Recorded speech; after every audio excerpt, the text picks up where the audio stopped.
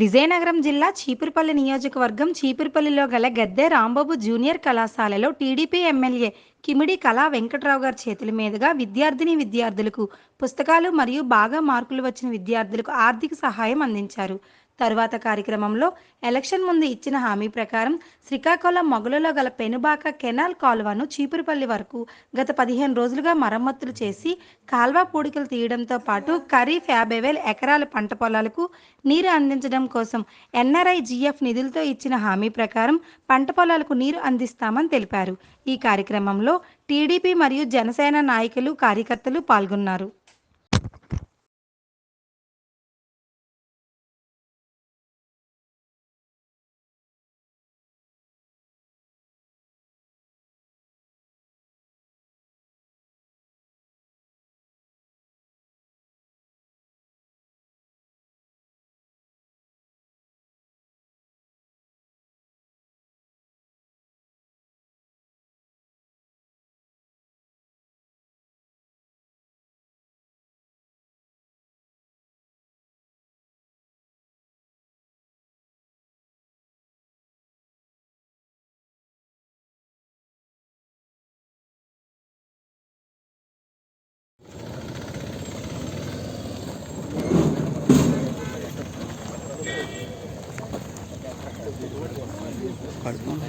अच्छा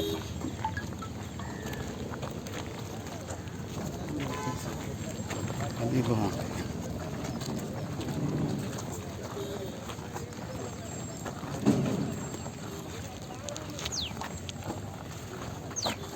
తల్లిదండ్రులు లేని అమ్మాయి హాస్టల్లో ఉండు.